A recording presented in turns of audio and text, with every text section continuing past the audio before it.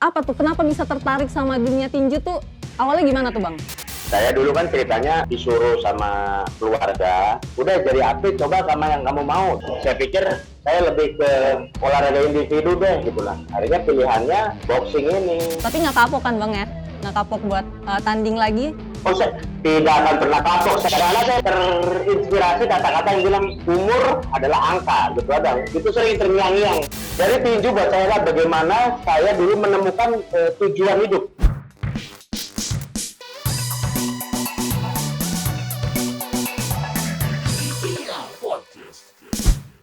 Usai pensiun pada tahun 2019 lalu, petinju profesional David Koswara tantang anggota Pas Pampres.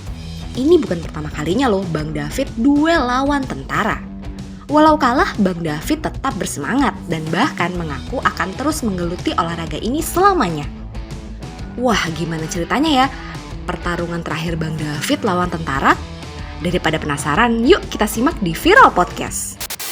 Halo teman-teman, selamat datang di Viral Podcast bersama saya Nadira Ali. Dan di episode hari ini kita bakal ngobrol bareng Bang David Koswara yang namanya lagi naik nih di media karena habis lawan Pas Pampres di usia yang udah gak muda lagi, yaitu 44 tahun loh. Nah, penasaran kan teman-teman? Kalau gitu kita langsung aja ngobrol sama Bang David Koswara. Halo Bang David. Halo Mbak, selamat siang, menjelang sore. Siang Bang, kemarin habis lawan Pas Pampres ya Bang? Betul. Habis lawan Pas Pampres, apa rasanya Bang lawan Tentara Angkatan Darat? Yang saya rasa sih mereka lebih punya breadth ya, orang militer ya. Jadi daya tekannya mereka tuh lebih, spiritismenya mereka lebih gede. Teknik kadang-kadang nggak terlalu mereka pentingkan, tapi effort bertarungnya yang berdasarkan semangat, juang, tara, maklum. Karena mereka udah didoktrin untuk dilatih untuk struggle, untuk bertarung keras gitu. Itu sih yang saya rasain kemarin. Oke, jadi ada bedanya ya Bang, lawan petinju profesional dan lawan tentara, ada bedanya tuh Bang? Ada, lawan sipil dengan lawan militer. Kalau Bang David ngelihat, masalah spirit. oke, kalau Bang David ngelihat, aku mau nanya lebih spesifik lagi nih, yang Bang David lihat karakter dari tentara nih kayak gimana Bang, yang akhirnya bisa ngebedain dibanding dengan petinju profesional lainnya Bang? Yang sipil ya, oke.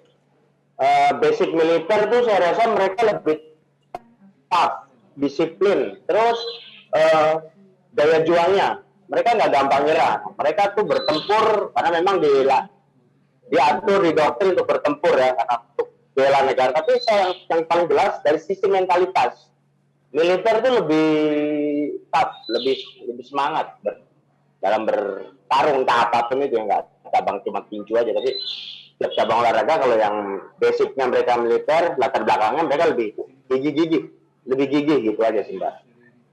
Pernah nggak Bang lawan tentara lainnya gitu sebelum pertandingan terakhir kemarin?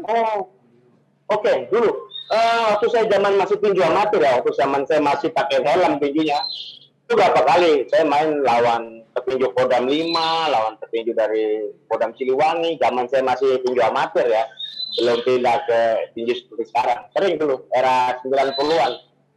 Saya kan main tinju emang dari belasan tahun, dari teenagers sudah main tinju, emang disuruh, gak tahu kenapa ini, jadi jiwa saya tuh dari muda udah dibentuk jadi main tinju ya. Udah berapa kali saya ngadapin yang petinju yang basically mereka latar belakangnya militer, berapa kali. Jadi udah ada pengalaman gitu ya Bang ya? Ada juga sih. Udah, betul. Berapa kali Bang? Udah kalau gitu. di total kira-kira udah berapa kali nih lawan tentara? Sejak dari tinju amatir ada kali mungkin sekitar 3. Mostly 6 kali deh, sama yang terakhir sama Mas Alam itu, sama Komandan Alam. Prada Alam tuh.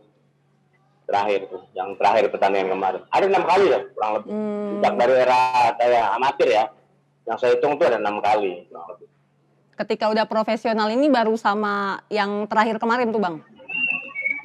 Iya, betul. Baru yang itu aja kemarin. Cuma sama dia, selama saya main tinju pro. Yang ketemu tentara. Pas Pampres pula. Kita balik lagi ke pertandingan terakhirnya Bang David nih. Lawannya kan Pas Pampres tuh ya Bang. Kalau boleh dikulik, kira-kira kenapa ya Bang? Kenapa Abang bisa kalah tuh? Kalau dari penilaiannya Bang David kira-kira apa ya Bang? Stamina sih yang saya jelas, karena saya kan latihan sekarang udah nggak bisa latihan reguler lagi Mbak. Saya latihan sekarang terpotong-potong karena profesi saya sekarang juga ada dua. Saya melatih berapa klien privat, personal trainer. Jadi saya nggak bisa latihan lagi reguler yang namanya kayak atlet ya, pagi, sore. Saya sambil-sambil sih persiapan saya selama ini. Itu pun nggak, saya masuknya standarnya tuh nggak standar latihan bener lah kemarin tuh. Terutama di sisi daya tahan, stamina tuh nggak terlalu. Saya cuma membawa sisa-sisa semangat. Oh iya, saya udah banyak pengalaman kan. Nah, pertandingan saya yang kemarin tuh yang 84 kalinya. Jadi saya pikir saya main lebih nothing tulus sih kemarin. Nggak terlalu berekspektasi tinggi. Saya pikir karena saya sadar juga latihan saya juga nggak bener-bener banget gitu. Ya, seperti itu. Oke, nah tapi kenapa kok Bang David bisa dibilang kan terpaut lumayan jauh ya usianya ya Bang ya? Ya. Aku mau nanya itu semangatnya dari mana tuh Bang? Kenapa masih ada, masih membara semangat itu Bang? Sebenarnya udah ditentang sih sama keluarga untuk nggak main tinju lagi, dimarahin sama keluarga. Udah tua, udah cukup. Cuman kadang-kadang saya berpikir gini, saya punya analogi sendiri. Tinju is like a cafe. Jadi kadang-kadang tinju itu, boxing is like a cafe karena dia bisa bikin kita kecanduan gitu loh Mbak. Ngomongnya kita mau berhenti, tapi kadang balik lagi. Ngomong, oke habis ini pertandingan terakhir, besok-besok ditawarin kita terganggu lagi, ya main lagi lah. Kadang-kadang gitu. Jadi karena udah dibentuk bertahun-tahun ya, jadi saya masih coba lagi. Even saya tahu saya udah nggak. Kalau untuk berprestasi mungkin CV-nya kemungkinannya masih udah kecil ya gitu. Gitu. Cuman karena effort aja sih ya, passion aja. Cuma jalanin hobi aja ya Bang, nothing tulus kalau ada pertandingan. Nothing tulus. Karena rasa cinta itu ya Bang. Nah itu aku pengen nanya Bang, kok bisa, apa tuh, kenapa bisa tertarik sama dunia tinju tuh, awalnya gimana tuh Bang? Bapak saya sih dulu yang nyuruh maksa untuk, ayo coba, karena dulu kan gini ceritanya. Saya dulu kan ceritanya disuruh sama keluarga, udah jadi atlet coba sama yang kamu mau. Dulu sepak bola, cuman teman saya nggak, persaingan banyak ya kan Mbak. Jadi saya pikir saya lebih ke olahraga individu deh gitu lah. Nah akhirnya pilihannya boxing ini. Saya sempat dulu pegawai negeri ya, sempat gara-gara prestasi amatir saya ditarik jadi pegawai Pemkot Kota Tangerang. Mestinya udah PNS, cuma saya disersi sih jujur aja, cabut. Malah milih wirausaha sendiri. Padahal ini udah sempat nih, 2009 saya terakhir nih, dalam tanda kutip ya Mbak, saya cabut dari kedinasan di Pemkot Kota Tangerang. Itu sih. Lebih cinta tinju berarti nih abang ya? Lebih dari itu dan ada sedikit usaha lah gitu. Jadi saya orangnya pada dasarnya itu orang freedom. Orang yang nggak mau terikat dengan segala macam tatanan, apalagi kerja ya. Saya freelance, orangnya penggemar freelance ya. Penggemar kehidupan yang easy going sebenarnya. Nothing tulus, easy going ya bang? Nothing tulus. Nothing tulus, easy going, ngopi di mana-mana bareng kayak gitu. Terus ya tetap sih ada base pekerjaan saya emang jualan aja sih, emang jualan aja, emang ngajar privat. Udah saat ini gitu doang. Jualan dan ngajar privat, ngurusin warung sama ngajar privat door to door. Udah gitu aja.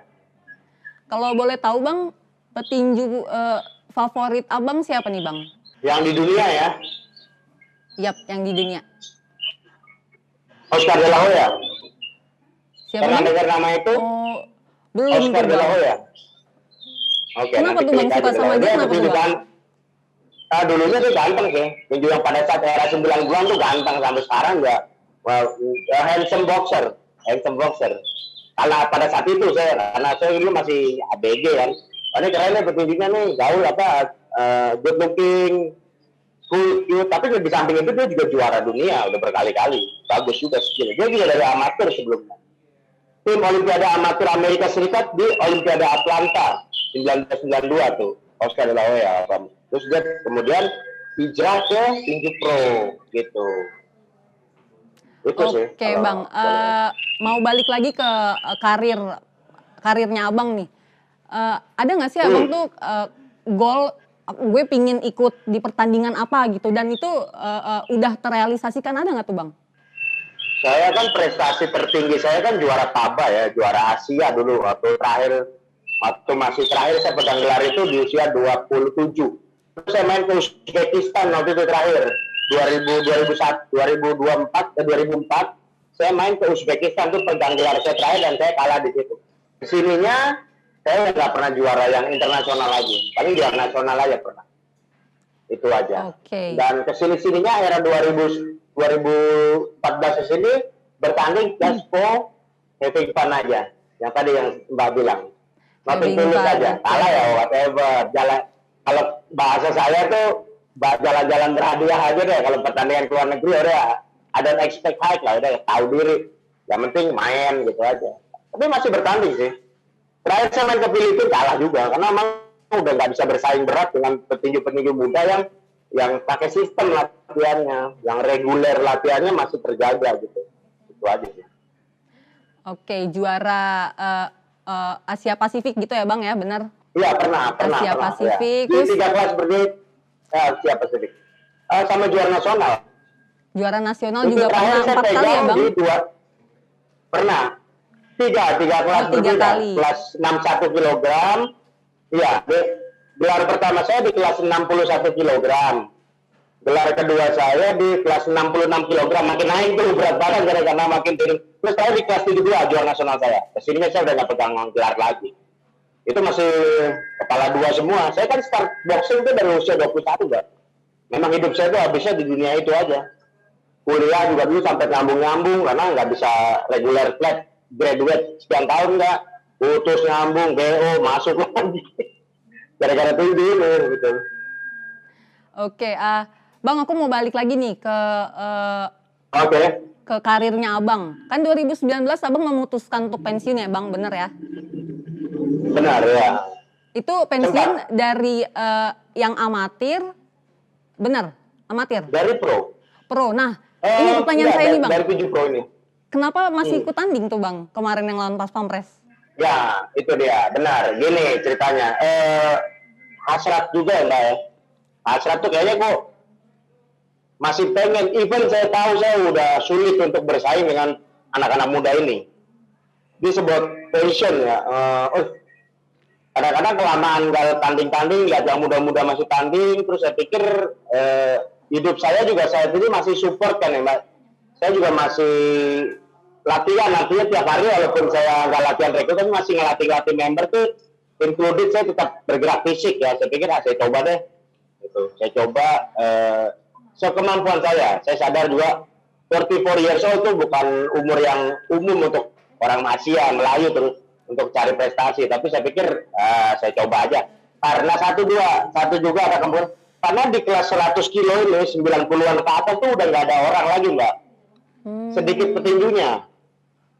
Jadi si Prada Alam ini cari lawan susah untuk yang berat badan segitu. Nah kemarin promotor bilang udah nih lawan ini aja nih, orang tua nih, si tinggi tua nih, maksudnya saya gitu. Sekalian juga siapa tahu dia bisa balik loh, tua-tua jangan dianggap remeh. Tapi saya tahu saya latihan dua. Ya udah, karena pertimbangannya kemarin hanya itu Mbak, bahwa saya tuh dia tuh nggak ada lawan lagi, sulit. Saya juga berpikir setelah dia juara ini, si Alam ini, nggak tahu nanti lawannya siapa lagi nih untuk dia mempertahankan gelar. Karena udah nggak ada orang. Yang saya hitung tuh yang kelas 90 tuh cuma ada 3 orang, saya, Satria Antasena, sama Michael Speed. Nah yang 2 ini juga nggak tahu masih lanjut atau enggak. Umurnya semua udah di atas kepala 30 semua. Yang paling muda nih ya Prada Alam ini. Dia baru 26 tahun dan prospeknya masih panjang. Cuman berat badan di kelas dia tuh sedikit orang. Bang David, kan gitu, 2019 pensiun. Terus kemarin baru tanding lagi. Kalau boleh tahu, setelah pensiun udah berapa kali tanding Bang? Enggak sama sekali. Oh, berarti yang kemarin baru itu pertama kali? Iya, setelah saya memutuskan mau saya berhenti. Betul. Oke. Tapi nggak kapok kan Bang ya? Nggak kapok buat tanding lagi? Oh, saya tidak akan pernah kapok selagi. Yang bikin kaya kapok tuh karena udah dibawelin sama keluarga. Stop, nggak boleh. Tapi kadang-kadang saya suka berontak juga, kayak kemarin kan juga saya Udah bilang nggak boleh, saya main aja. Karena saya berpikir gini, skalanya saya kira-kira bahaya atau enggak tuh saya ngerasain nggak. Kalau memang saya itu bahaya, saya pasti udah berhenti. Saya nggak maksa gitu, nggak bakal maksa terusin lagi. Karena kan kemarin schedule itu 10 ronde. Saya udah berpikir nih, 10 ronde tuh harus berhemat. Nah, ternyata saya kena pukul dan terasa banget. Nah, saya duduk dulu deh, nggak mau paksa. Gitu. Wasit lihat saya kayaknya juga udah kayaknya nggak support lagi tuh. Tapi hati saya masih lanjut, terus gue berhentiin ya. Sudahlah, nggak apa-apa. Setidaknya saya masih mau nyoba, bandel lah hitungannya. Seenggaknya saya masih bandel nyoba lagi. Ini hal positif juga lah ya Bang, nggak apa-apa ya Bang. Untuk nularin spirit semangat buat yang muda-muda loh, anak aki-aki aja kakek-kakek 44 masih istilahnya gitu, masih main gitu. Tapi saya nggak paksa, saya tahu tetap concern saya kesehatan. Saya kalau bahaya saya stop. Tenang, saya terlalu berat saya berhenti. Terus karena kalau saya kemarin nggak main, Alam nggak punya lawan, Mbak.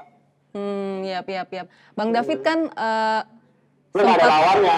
Bang David kan sempat pensiun nih Bang, sempat pensiun terus akhirnya sekarang hilaf balik lagi tanding gitu. Nah waktu memutuskan untuk pensiun, hilaf ya Bang. Nah waktu akhirnya hilaf itu bagus itu. Ya itu kata yang tepat ya Bang, hilaf ya Bang. Nah pertanyaan saya nih Bang. Iya benar. Pertanyaan saya nih Bang, waktu tahun 2019 Abang memutuskan akhirnya pensiun setelah diwanti-wanti untuk berhenti sama keluarga, apa itu keputusannya datang dari luar, bukan dari Abang sendiri? Dari luar ya sebenarnya ada pengaruh. Banyak yang orang bilang udah berhenti aja, tapi hasrat hati saya sih bilang masa iya sih masih bisa lah, even saya masih mau nyoba sekalipun saya tahu saya mungkin nggak berprestasi lagi. Ya ini gini loh, istilahnya kalau saya cuma disuruh tanding saya mau nyoba aja lah, nggak apa-apa. Sekemampuan saya, kalau pertandingannya 6 ronde ya kira-kira saya bisa sanggup 6 ronde saya lakukan. Tapi kalau kira dampak pukulannya udah terlalu berat, kira saya udah daya tahannya juga menurun, ya saya pasti berhenti, tahu memberhentikan diri aja. Entah saya menjatuhkan diri atau duduk dulu ya, tanpa sering saya tahu. Tapi nggak tahu, generasi saya masih tinju, angkatan saya mbak cuma saya. Teman-teman saya juga pada heran, kok masih aja sih? Saya juga nggak tahu, juga nggak pernah berpikir sampai tinju sampai seumur ini gitu. Di kejuaraan nasional lah ya kemarin kan resmi itu, even mungkin saya kalah, tapi saya nyoba untuk push the limit lah. Ya masa iya sih, karena saya terinspirasi kata-kata yang bilang umur adalah angka gitu ada, itu sering terngiang-ngiang. Tapi kadang-kadang saya juga latihannya juga cuman berdasarkan semangat doang, hasrat aja, latihannya nggak tetap kalah sama yang main muda-muda. Sistem latihannya tetap kalah sama Alam yang masih muda dan dia program gitu ya, Mbak. Benar-benar umur lebih cuma semangat aja sih kemarin. Umur cuma angka gitu ya Bang ya, nggak akan memberhentikan Abang buat. Iya itu yang selalu terngiang-ngiang ya. Iya betul, itu selalu terngiang-ngiang, makanya saya coba terus tanding lagi, even saya kalah, tapi coba lagi lah. Orang Mike Tyson aja 56 tahun main miring lagi kemarin kan, pertandingan amal tuh. Saya berpikir itu dari inspirasi saya juga tuh. Mike Tyson terakhir tuh kan dia bertanding usia 54 tahun ya, 56 tahun. Terakhir dia pertandingan amal tuh. Dia aja bisa sih bilang. Saya coba, even dia juga mainnya udah melambat ya. Itu aja sih kalau menurut saya yang bikin saya tetap ada di sini. Cuma itu aja. Semangat sama masih bandel aja, penasaran aja, masih itu aja. Modal semangat. Sekalipun keluarga udah bawel, udah apaan sih? Keluarga saya udah bawel, udah nggak boleh apa-apaan. Nah iya tuh Bang, saya mau tanyain lagi tuh Bang. Udah diwanti-wanti berhenti, sekarang ini gimana keluarga meresponsnya atau orang-orang sekitar Abang deh? Saya boleh cerita nggak ini? Saya Bang, silakan. kalah kan ya, saya pulang ke rumah. Saya kalah pulang ke rumah, mereka pada jutek aja. Udah dibilangin gitu. Mereka sedikit kenapa sih masih mau aja gitu. Mereka sempat kayak nggak respon gitu, nonton aja, saya suruh nonton yuk, nggak ada datang. Udah saya berangkat sendiri, saya panggil teman saya aja untuk pasang hand rep sendiri, bantuin saya di pinggir ring. Biasanya kan dulu waktu zaman masih muda-muda kan mereka saya panggil aja nonton rame-rame.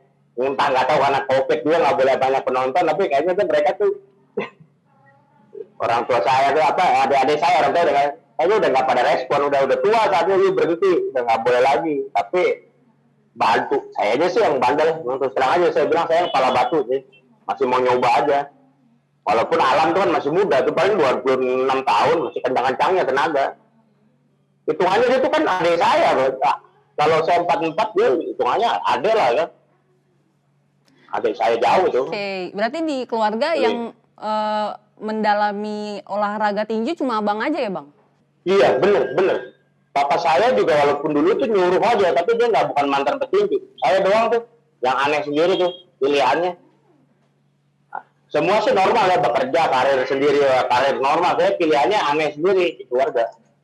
Even saya juga dulu pegawai di Pemkot Kota Tangerang, cuman kok pilihannya tinju gitu, itu aja. Yang bikin sedikit agak unik. Tapi apapun itu saya tetap cinta tinju. Saya bilang di status IG saya kalah tapi saya tetap cinta sampai mati seperti. Besok-besok kalau ada gangguan lagi, main-main lagi, kawan apa tidak saya kalau cuma semampuan saya main. Sangat mungkin saya masih main lagi loh Mbak. Kalau ada yang ngajak-ngajakin lagi, ngompor-ngomporin. Saya orangnya juga kadang-kadang whatever lah. Ini kalau selagi saya tahu bahaya nih, kena keras saya pasti berhenti, memberhentikan diri kalau kira-kira berat. Itu aja seperti saya. Karena kadang-kadang kalau petinju ngomong dia mau pensiun itu kadang-kadang nggak bisa dipegang omongannya. Dia bisa balik lagi, anytime, balik comeback lagi. Atlet tinju kayak Mike Tyson dulu ngomong pensiun dia 2013 di Sistra, tapi dia kemarin masih tandingnya gitu. Terus ada yang mau comeback lagi nih, Evander Holyfield, banyak yang comeback gitu. Bang David, tadi Bang David bilang sampai mati bakal menggeluti tinju gitu ya kan Bang? Cinta tinju. Aku mau nanya, nggak minat untuk entah terakhir di hari cuma pelatih gitu. Oke. Aku mau nanya Bang, emang nggak ada niatan untuk mendalami yang lain gitu, hal lain gitu, banting setir gitu kemana? Saat ini, saya sebenarnya masih di sekitar tinju juga Mbak. Mbak tahu, saya kan sekarang pelatih personal trainer untuk private. Boxing dan Muay Thai kan sekarang lagi buat private ya, orang pada latihan tinju. Mbak tahu bahwa saya sekarang lagi memaintain sekitar 12 orang klien private tinju ke rumah-rumah ya gitu Mbak. Muay Thai dan boxing. Jadi artinya kan saya masih ada di lingkungan situ juga. Kecuali mungkin saya keluar dari situ untuk dunia di mana memang contoh bisnis. Ya walaupun saya ada jualan juga di rumah bisnis. Tapi pekerjaan jadi ngurus tinju ini tetap masih jadi profesi malah sekarang. Saya jadi personal trainer lah sekarang jadi hitungannya. Masih di sekitaran lingkup sini. Itu kenapa saya bilang saya tetap cinta tinju even sampai saya tua. Jadi nggak mau jauh-jauh ya Bang? Nggak mau jauh-jauh jadi tinju. Benar, betul. Itu detailnya nggak mau jauh-jauh. Bukan berarti saya tetap mau jadi petinju, tapi entah mungkin jadi pelatih. Karena sekarang saya pun punya murid sebelum ada COVID, saya ngajar kelas ekskul boxing, Mbak, di Universal School Kemayoran, Sekolah Internasional, kelas tinju, ekstrakurikuler boxing. Sebelum COVID, karena COVID muridnya ini saya akhirnya berhenti. Nah sekarang saya paling door to door aja. Beberapa klien saya ngajak saya latihan ke rumah, saya datang. Gitu. Oke. Hampir tiap hari sih tadi. Karena tadi ada janji sama Mbak, makanya saya free time kan dulu nih di sore. Gitu. Nah, kebetulan tadi pagi aja saya ngajar, sore nggak ada jadwal. Oke, Bang David kayaknya emang udah kekeh nih ya, nggak mau pindah-pindah lagi. Tapi kalau misalnya nih Bang, kan TV One punya One Pride nih Mas. Misalnya gabung gitu Mas, mau Bang? Bang, jadi atlet MMA. Mau gabung One Pride? Waduh, saya kalau MMA saya nggak sanggup Mbak. Karena kalau MMA kan dia nggak cuma belajar pukul, dia harus ada nendang juga, harus ada main jujutsu juga. Jadi saya harus belajar lagi dua fase bela diri, jujutsu dan Muay Thai. Karena tinju kan hanya mukul ya. Nah itu butuh waktu lama dan kayaknya di usia segini saya udah ketinggalan sih. Nggak mungkin untuk pindah ke MMA sih kalau menurut saya. Karena saya harus memperdalami lagi dua disiplin ilmu bela diri yang saya benar-benar buta nggak tahu, yaitu jujutsu sama Muay Thai. Itu harus dalam. Karena mix kan MMA kan mix martial art campuran antara tinju, Muay Thai dan boxing. Nah, saya cuma bisanya boxing doang. Cuma boxing aja. Jadi ilmu di dua dua disiplin intelligence tadi, gitu. Oke, Bang, terakhir Ya. deh, Ya, apa sih arti olahraga tinju buat abang gitu, Bang? buat diri saya sendiri ya. Yap. Karena dulu saya berpikir gini, era-era generasi kan era 90-an, era ya 80, 90, 80-an akhir, 90 akhir. Saya berpikir dulu simpel, bapak saya kan dulu ceritanya gini. Saya dulu, karena bapak saya dulu milik tentara juga, cuman sipilnya. Jadi gini, dia suruh saya jadi atlet dengan harapan pada saat saya mau tes tentara atau pegawai negeri lebih gampang. Dan itu pernah saya capek di pemerintahan Kota Tangerang, cuma saya tetap bandel juga milihnya di wirausaha sendiri. Jadi tinju buat saya adalah bagaimana saya dulu menemukan tujuan hidup. Saya dulu menemukan tujuan hidup mau kemana nih? Tinju. Dan itu saya dibangun dari muda sih. Jujur ya Mbak, kalau saya boleh bilang, saya kehilangan masa muda. Kehilangan masa ABG yang normal. Hidup saya di asrama terus dari dulu. Di pusdiklat tinju, dari cuma makan, sekolah, latihan. Masuk kuliah, makan, kuliah, latihan. Jeruknya berlama-lama tuh. Aduh. Itu kenapa begitu saya cuma break, sempat bener saya lupain tinju tuh, sempat saya cuma bete banget sama tinju tuh ada sekitar 3 tahun. Bener lupa. Nah begitu ingat lagi tuh kayak era-era itu balik lagi tuh, kayak ngumpul lagi di benak saya tuh. Zaman dulu tuh gini. Hidup saya tuh dulu cuma dari muda, karena memang bapak saya kan ngarahinnya kayak gitu ya. Hidup saya tuh bukan anak ABG yang umum, hidupnya di asrama, karena dari 17 tahun ya dipanggil di Pusdiklat buat kejuaraan junior, 17 under 17 tahun ikut Jawa Barat ya. Ikut Provinsi Jabar, kejurnas di Ujung Pandang dulu sebelum namanya jadi Makassar. Dari situ saya dapat medali perak, terus dipanggil, terus hidupnya di asrama ya. Memang sih sekolah gratis, makan, buku dan lain-lain. Tahunya latihan aja, pokoknya ini tahunya latihan, sakit ada dokternya dulu zaman itu. Sampai saya jadi tindak pro, lebih ke gimana nyari duit dengan pukulan itu diterpang gitu. Padahal saya statusnya waktu itu masih pegawai dinas Kota Tangerang, dinas Tramtip Pemkot Kota Tangerang.